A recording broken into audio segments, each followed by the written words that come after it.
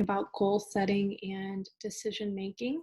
My name is Kayla Rogers, and I am an education and outreach coordinator for the Women's Fund. I'm very excited to be giving this presentation because I find it fun, and I hope that by the end of this, you'll learn something that you can take with you and use to help whenever you are working towards your own personal goals. I do want to go over a few housekeeping rules before we get started. If you could please keep yourself muted throughout the presentation, just so that we can limit distractions. With distractions, I will mention that I just had a new neighbor move in. And so if there is any noise on my end that is distracting, I apologize. I think they are still in the process of moving in furniture. And so hopefully it won't get too loud, but if it does, I do want to apologize for that. If you have any questions throughout the presentation, feel free to put them into the chat, and I will be answering questions at the end of the presentation. I'm trying to make this presentation a little more interactive just because when we do it in person, we do have a lot of participation, which can be a little difficult when you're doing stuff virtually. And so there will be times during the presentation that I'm going to open up the chat and I will be asking for your participation. So hopefully you will be willing to participate.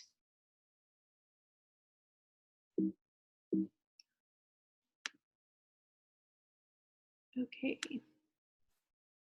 So a little about the Women's Fund for those of you who are not familiar with the organization. We are a nonprofit in Houston dedicated to providing women and girls in the Houston and surrounding area with health education and tools that they can use to become advocates for their own health. And we do this through focused seminars like today's virtual presentation. We also have relationships with the Health Museum and University of Houston downtown. We offer curriculum-based classes for women and girls. And we also offer all of our publications for free. So if you're interested in obtaining any of our publications, you can visit this link here, thewomensfund.org. And if you click on the, there's a little drop-down menu that you can click on the website that will take you to a menu, and you can select publications, and there you can find all of our PDF versions of our publications. You can also use this little QR code. So if you're not familiar with QR codes, you can open up your smartphone and open the camera, place it over this QR code, and it will take you directly to our publications page. You can also request physical copies of our publications if you're interested. Once we return back to the office, we will be filling those publication requests.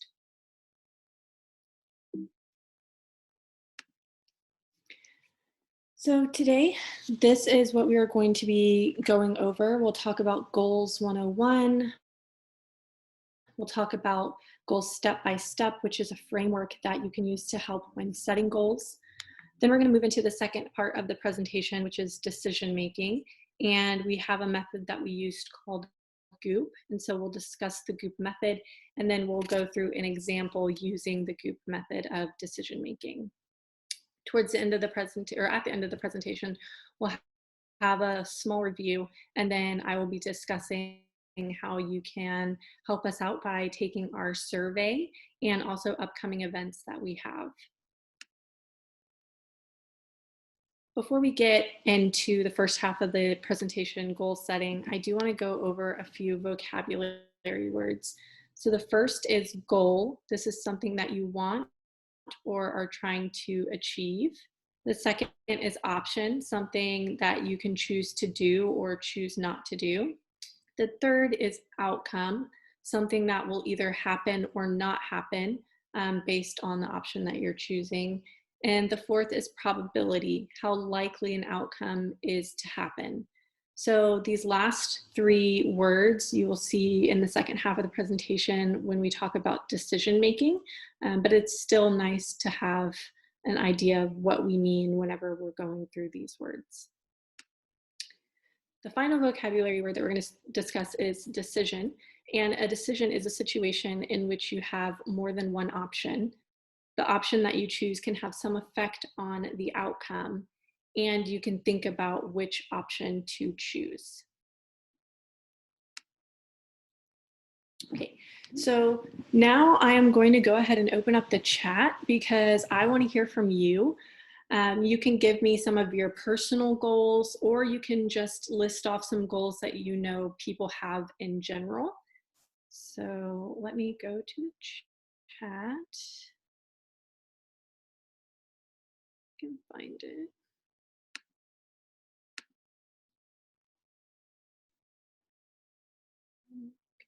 So can I get any examples of goals that people may have? Okay, to lose weight. That is a goal that I think a lot of us have had at some point in our life, and it is a goal that I hear a lot from classes. To get a master's in public health and eventually a PhD. That's a great goal. Education is another goal that a lot of people are working towards. Seeking employment, that's another goal that I hear a lot.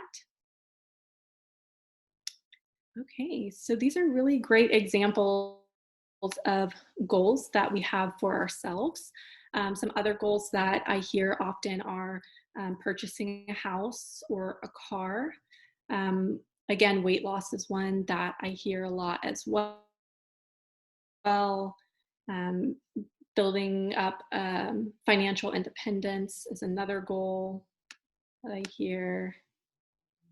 Communicating more with family member or parents, starting up a business. So these are all really great examples of goals. So we're going to look at this goal, to eat better. This is a goal that I have had for myself. It's a goal that I hear a lot from the women and the girls that I work with. And so I want to ask you, you can answer in the chat, is this a good goal? Why or why not?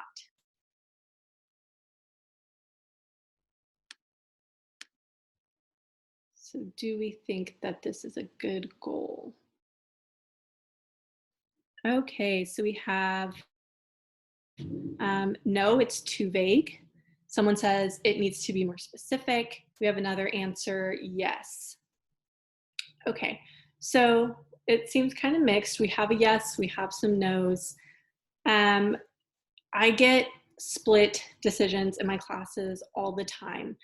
A lot of the times when people say, no, this is not a good goal, the reasons they list are the exact reasons that you told me in the chat, that it's too vague and it's, it's not specific enough. And the reasons that I get for yes are, well, because we all know that eating good is good for our health.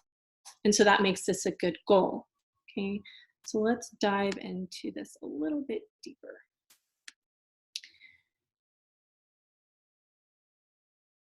Okay, so now we have that original goal that we started with, I will eat better. And we have this other goal, I will add an extra fruit into lunch every day for the next 2 weeks. So based off of the notes that I got earlier about things not being specific enough, I will say that yes, the second goal is better because it is more specific and concrete. Sorry about that. It is more specific, more concrete, right? So when you set goals that are more specific, concrete, and measurable, it makes them easier for you to manage. And it makes them easier for you to work towards or accomplish. So if you look at the goal, I will eat better, how are you going to know if you've met that goal? Right? Or how are you going to know when you can celebrate, right? There's no measures in place there for you to ever know when you've met that goal. And I am someone who has set this goal for myself specifically. So I've told myself many times, oh, I'm going to eat better. That's a goal of mine, to eat better. The thing is, because I had no measure and because I had no specifics, there was no time on this, I would eat good for a few days, and then I would start eating junk food and snacky food, right? And then I could just say, oh, well, I'll just start again, next week. But because my goal wasn't very specific, it was very hard for me to stick to, and I was never really successful with that. Okay. So when we make our goals, we want to make them SMART. SMART goals are specific, measurable, achievable, realistic, and time-bound or timely. So with the specific, what is it that you want or that you're trying to achieve? And when you're writing down your goals, you want to be as detailed as possible, because it helps to make sure that you have a measure and that you're holding yourself accountable, and that you're really thinking through the goal that you're setting for yourself. The M is for measurable. So how are you going to know when you've met your goal and when you can celebrate? What measures are you going to put into place to help evaluate your progress? The A, achievable. Is it in your power to accomplish? And I think that goes along with realistic. Can you realistically achieve it? A lot of us make the mistake of having these really big goals for ourselves. And there's nothing wrong with being ambitious with your goals, but sometimes we make goals that are not realistic and that we are not able to achieve, or they're not achievable because maybe we're a little ambitious. So an example of this would be if I have women who, again, weight loss comes up a lot, and they'll say, I want to lose 30 pounds in the next month, right? You have to ask yourself, is that realistic, based off of what you're planning to do to lose weight? Is that even healthy, that amount of weight to lose, right? So when you set unrealistic goals, you're setting yourself up for failure. And that can make it harder for you to be motivated to continue working towards goals if you keep failing. And then the T is timely. And so this is when exactly you want to accomplish your goal. Now, I like to have end dates, and I say end dates because I don't believe every goal is going to have a set end date. You could be working towards something like with your health your entire life, right? I want to continue to be healthy. So maybe I don't have a hard end date. Some goals you will have a hard end date. So there is always, it's nice to have something at the end. Sometimes it can help to have a time at the beginning. So I know whenever I think about exercise or I think about eating healthier, I'm the type of person who really likes to plan things. And so I will set a start date. I want to do my research. If I'm trying to eat healthier, what types of foods do I want to eat? What kind of recipes can I incorporate into my diet to help me stay on track? Meal planning and grocery shopping, all of those things. So I know that for myself, I would say, okay, starting the first of the month, I'm going to start meal prepping, and these are the things that I'm going to do, right? So that gives me some time to prepare. So it can be very helpful when you're setting your goals to have a start date as well, if you're the type of person who wants to be very prepared working towards your goals. Also, with times, you can have checkpoints. So maybe I want to run a marathon next December. Okay. I can have checkpoints throughout. So in 2 months, I'm going to evaluate my progress. And again, in 6 months, I'll evaluate my progress to help make sure that I'm keeping on track. So SMART is the acronym that we want to keep in mind when we are thinking about setting goals. There are 2 types of goals here that we're going to talk about, and those are short-term goals and long-term goals, and they are exactly what they sound like. So short-term goals are those goals that we want to achieve in a relatively quick amount of time. So it could be a couple of weeks, it could be a couple of months. For some people, time is relative. So for some people, a short-term goal is within the next year, the next 2 years. Long-term goals tend to be those bigger goals that we have for ourselves that tend to take longer to accomplish. So maybe it's buying a home, right? That's not something that you can usually just do on a whim. So long-term goals tend to be those bigger dreams that we have for ourselves. It's very important that we have both short and long-term goals. If we only had long-term goals, they can seem extremely overwhelming and very far away. So we may not be making as much progress towards them because they seem so far off into the future. Oh, I want to buy a house. Maybe for me, that's not until 10 years from now. Or, oh, I want to go on a European vacation. For some people, that might be years from now. And so it can be hard to work towards that. And it can seem very overwhelming because it is such a big goal. So we can use short-term goals. I like to think of them as stepping stones towards our bigger or our long-term goals. They're going to help us get there by breaking that long-term goal into more manageable sections or pieces. And then we're going to use those to step towards our goal and make sure that we are on the right track to reaching it. So goals step by step, that's where our framework is going to come in with helping us set our goals. Okay, so the first thing, and if you would like to do this, I definitely encourage you to do it. If you have a pen and paper nearby, maybe you're using your phone, you can use your notes section. But the first thing that you want to do is think of goals as objectives, not wishes. So goals are something that you're working towards or you're seeking. If you simply just say, oh, you know, my goal is to eat better, that goal that we first had, that first goal to eat better, but I have no realistic action plan in place, then it is simply a wish.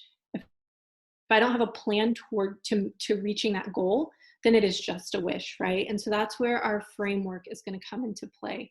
It's going to give you the opportunity to think about your goal, how you're going to reach that goal, and how you're going to evaluate your progress.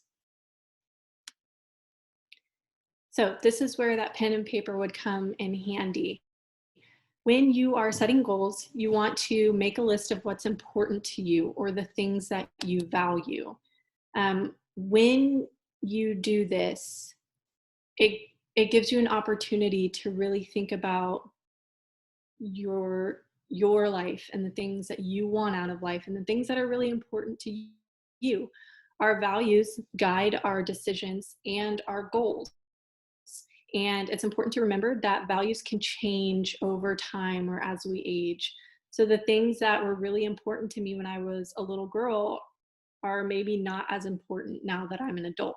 Or even the last few months, some of my values have changed. I've really started to realize that certain things are more important to me than others, and that is perfectly fine. It's normal for our values to change.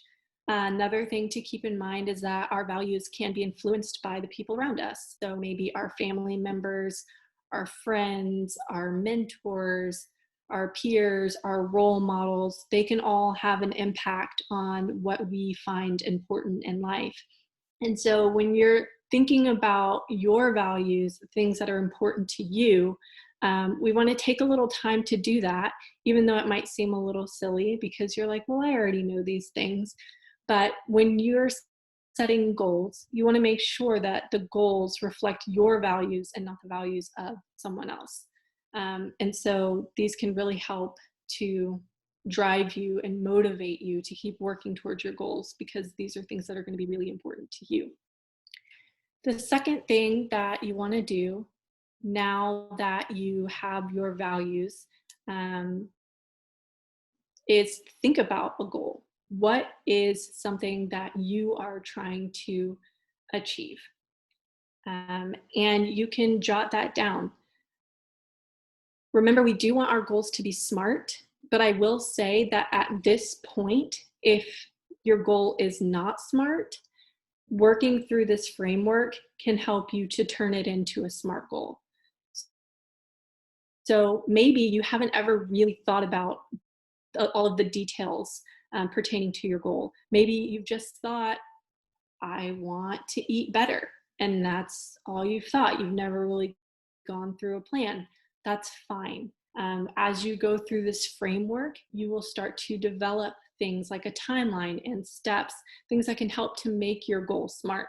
So if you have a SMART goal right now, that's really awesome. If you don't, you can still use this framework and it will help you to turn your goal into a SMART goal by the end. Okay.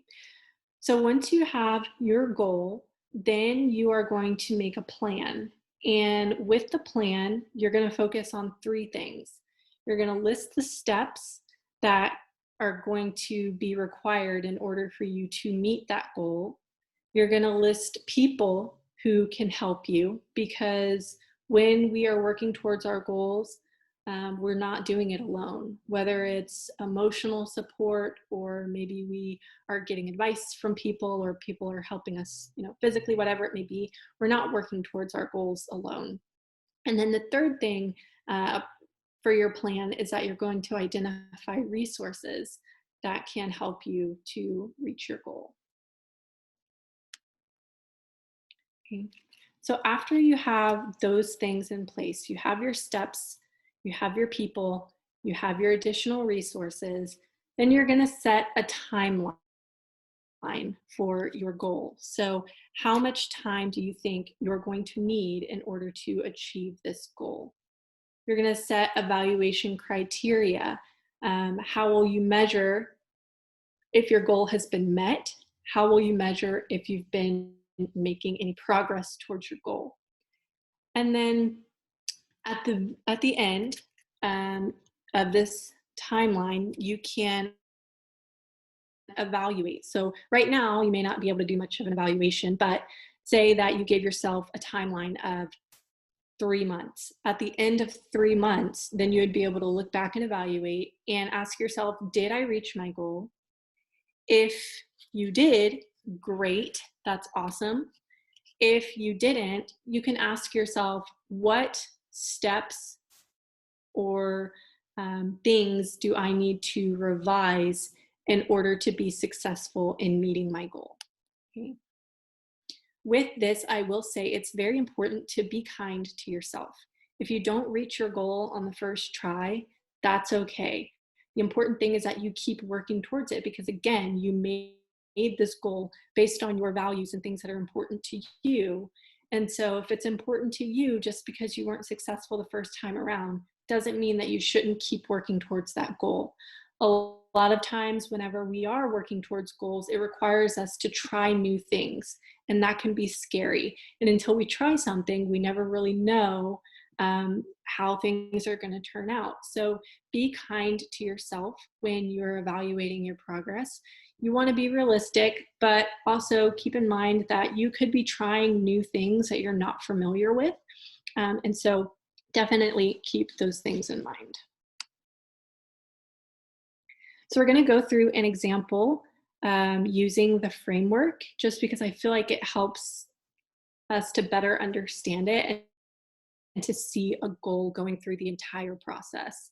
So this goal is to have a career as a medical assistant in Houston, Texas by December 2022 to provide for myself and my family. Okay. This goal is specific. We know what it is that this person is trying to achieve. For the sake of the presentation, I'm going to say that this is myself. So I know what I'm working towards. I want to be a medical assistant in Houston. I have a timeline. It is measurable. It is achievable. It's realistic, right? So the first thing that we talked about were steps. What are some of the things that I'm going to need to do in order to reach this goal? Okay. So the first is research medical assistant requirements for the state of Texas. Each state may have different requirements for becoming a medical assistant. And so I need to know what the requirements are in the state of Texas, since I'm interested in working in Texas.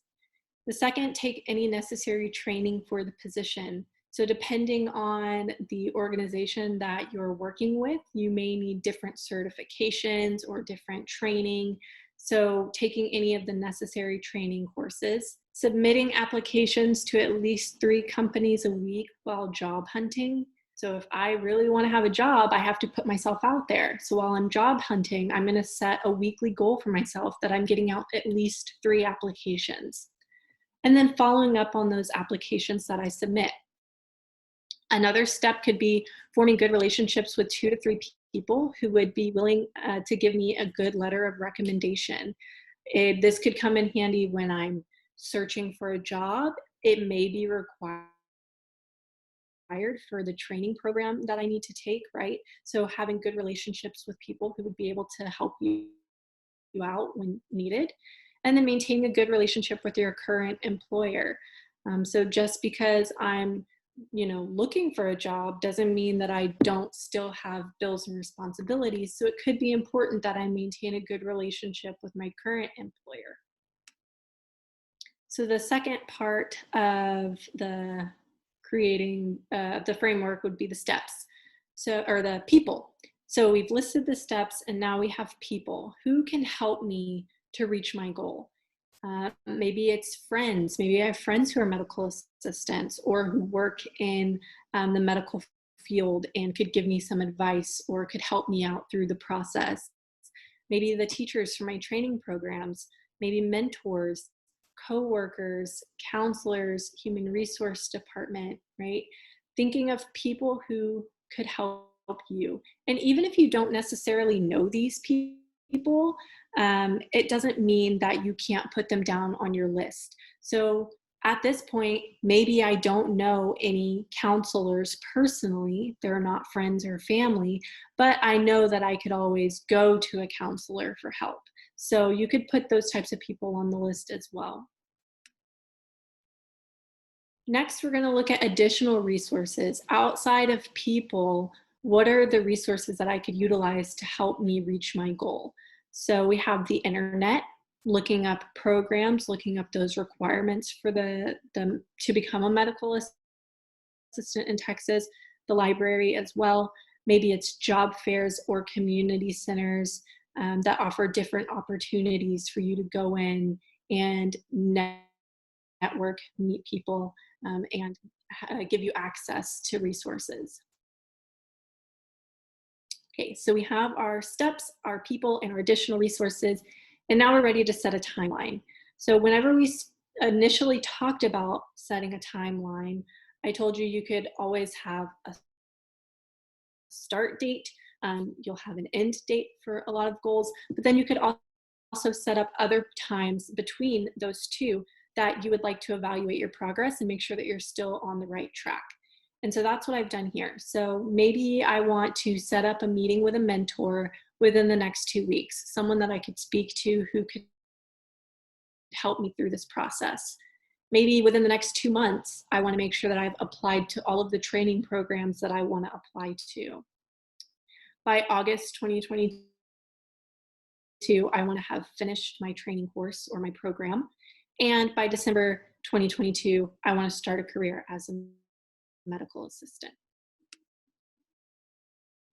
So the evaluations that we're going to be using whenever we get to December 2022, or depending on the checkpoint that you're at, you could ask yourself some of these questions. Did you apply for the training programs? Did you complete the programs?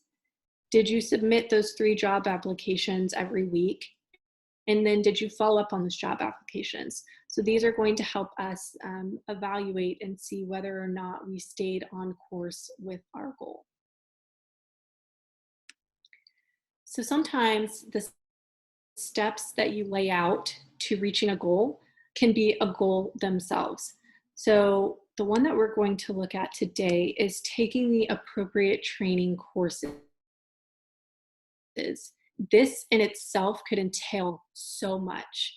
And in order to make the goal easier to reach, it can help by breaking things down, just like we do with the long-term goals, using short-term goals to make things more manageable. You can do the same thing with a short-term goal take one of those steps, make it into its own goal, and then break it down so that it's a little easier to get through. So steps for this goal would be apply for and get accepted into a training program, sign up and attend classes. People could be teachers, friends, tutors. Additional resources could be scholarships, grants, program assistance. Okay. The timeline here, you want to complete your weekly assignments, and you would like A's and B's for the end of each term. Evaluation would be, did you attend the classes? Did you complete all of your weekly assignments? Did you get the grades that you wanted? And ultimately, did you end up completing the program? So this is the copy of the worksheet. I'm sorry, it's a little bit blurry, that we use in our classes. And I can go ahead and send this out in the follow-up email, but it's just a place for you to have, it's a single sheet front and back, where you can have space to think about your goals, to think about your plan and the steps and the people and the resources. And now that we have a little extra time on our hands, most of us, this would be a really great time for you to start thinking about the things that you want and working towards some of those goals that maybe you've had for yourself for a long time, but you never really thought about in this much detail. Another thing that I really like to do is hand out index cards. So I'll go through and use the worksheet, and I'll have the women fill that in, and then I'll hand them index cards. So this is my index card on the screen. I have it right here with me. And this is a lot easier to pin up at your desk or put on a mirror in your room. Maybe you carry it around in your planner or in your purse, just somewhere that you're going to see it often and be reminded of the things that you want, the things that you need to do to get there, and kind of serve as a little motivation. So I like having the index card a lot. Okay, so the second part of this presentation is focused on decision making. So we make minor decisions all the time. You made the decision to get out of bed this morning, what you were going to wear, what you had for breakfast, what you had for lunch, to even be participating in this presentation. Sometimes we have to make decisions that are much bigger, and the consequences can affect our health, can affect our relationships, and ultimately our well-being. And so it's important that we are familiar with a framework that can help us when we have those bigger decisions, to make sure that we're really making the best decision for ourselves. So again, a decision is a process in which you're faced with a situation. You have more than one option. The option you choose can affect the outcome, and you can think about which option to choose. Why decision making matters in the first place. So research has shown that women who have good decision making skills are typically healthier, both physically and mentally, better able to refuse alcohol and drugs, less likely to be depressed, have fewer suicidal thoughts, participate in fewer violent and risky behaviors, and perform better at work. So ultimately, we want to make sure that we have good decision-making skills, because the decisions that we make do impact our lives, they impact our health, they impact our goals and our ability to reach those goals. So the decisions that we make can have a really, really profound impact on our lives. Okay. So when you have a big decision and you're not exactly sure what to do, you can use the GOOP method. So this method stands for goals, options, outcomes, and probability. GOOP. Okay. So an example would be you are a single mother of 3 children and a part-time receptionist at a local insurance company. 15 years ago, you attended college but never completed because you became pregnant with your first child. You always dreamt of returning to school to provide a better lifestyle for your family, but you never had the time or the money. Now that your children are older, you finally decide to return to school. While you are in the process of registering for school, your boss offers to promote you from part-time employee to a full-time employee. So this would be one of those big decisions. Okay. So when we're thinking about some of the goals that she may have for herself, well, we already know that she wants to go back to school. That was listed. A second goal could be that she wants to have a greater income. I personally have never met a single mother that has not wanted a greater income. And so that is definitely a real possibility. Maybe she wants to provide a good example for her children and show them to follow their dreams. So this is one of her dreams, to get an education, and it would be a great example to her children that even though she took all this time off because it was so important to her, she's going to make sure that she does it. And then another possible goal would be that she wants to keep a good relationship with her current employer because she needs the money. Some of her options here. So when we're thinking about options, it's important that we think about all of the options.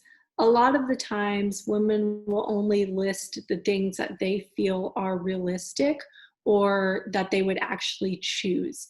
But when you list all of the options, whether or not you plan on using them, you realize that you really do have more control over the decision and that you have an opportunity to make the best decision possible. It helps you to see the issue from all sides. And if you're limiting yourself to only one or two options, you may feel trapped.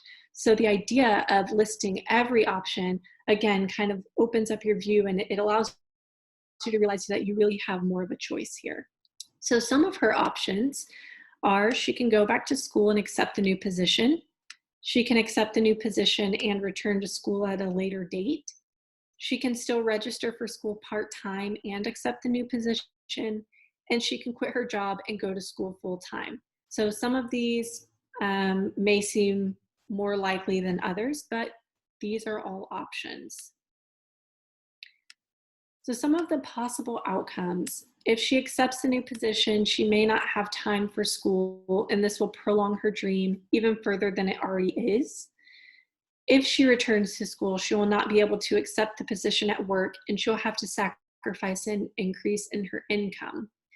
And if she accepts the full-time position and goes to school part-time, she will not have time for her kids, and she will have to start paying for childcare. So when we think about these outcomes, how likely are these things to happen?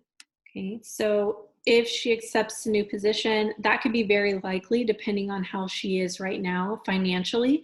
If she's financially stable, then maybe she doesn't accept the new position, she keeps her current position. If she is struggling financially, it could be very likely that she decides to take the new position and the pay increase. She will return to school and accept the new position. This may or may not be likely depending on her schedule. So if she's able to work during the day and take classes at night, that could impact, or if she's able to take classes online.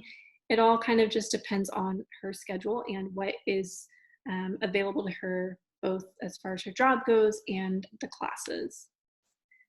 She won't accept the new position, but she will return to school. Again, it may or may not be likely depending on income and where she is financially. And then she will accept the position at work and return to school at another time.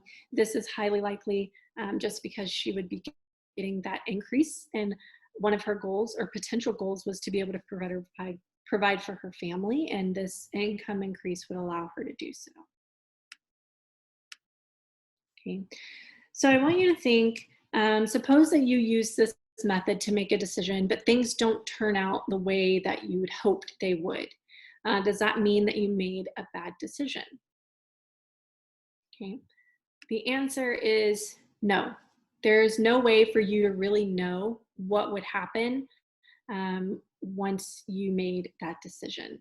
Some things are just out of our control, right? But the important thing is that you think it through and you make the best decision for yourself with what you have and with what you know.